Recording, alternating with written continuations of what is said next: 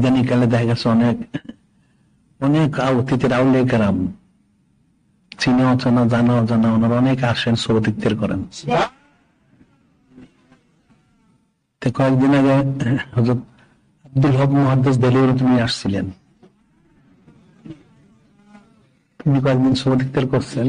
তো আমি ওনাকে জিজ্ঞাসা করলাম, আমি তো অনেক বড় আল্লাহ বুজুর্গ আলেম, কাদরি খানদানের খলিফা, আবার হযরত মুজাদ্দিদ হাকিমের খলিফা। উনি প্রতিদিন চোখের পলকে বাদশাহ নামাজ পড়ে নূরে মুজাসসাম হাবিবুল্লাহ হুজুর পাক সুন্নাত ওনার সুবত ইখতিয়ার করতেন। তিনি কয়েকদিন থাকলেন, তো একদিন আমাকে ডাকলাম, এদিকে আসেন। উনি কাছে আসলেন, ওনাকে একটা মাসালা জিজ্ঞেস করলাম আমি, কিন্তু বড় মুফতি মুহাদ্দিস অনেক কিছু আলেম ফকি ওলি আল্লাহ। আমি বললাম, দেখেন আমরা ফতোয়া দেই, কি ফতোয়া দিই? আমরা ফতোয়া দিই বর্তমানে হজ করা না জায়েজ। আপনি মক্কা শরীফে ছিলেন, মদিনা শরীফে ছিলেন, তখন তোর ক্যামেরা ছিল না, কারণ স্বীকার করলেন চুপ করে, আদবের সাথেই নিয়ে করছেন। যাই হোক, আমি বললাম যে ব্যাপার আপনি কি বলেন? আমরা তো ফতোয়া দিই হজ করা এখন জায়েজ নেই, হারাম, কারণ হাজার হাজার ছবি তুলতে হয়, ওখানে কুফরি কাজ করতে বিপর্যয় হইতে হয়।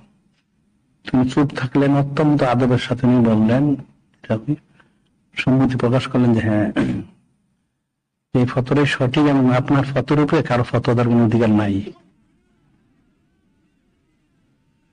তিনি যে ফতোয়া দিয়েছেন এটাই সঠিক, এর উপরে কারো ফতোয়া দেওয়ার কোনো অধিকার নাই। বুঝতে পারলে? যা শুনবে সেটা আমল করবে, এটা মনে রাখবে।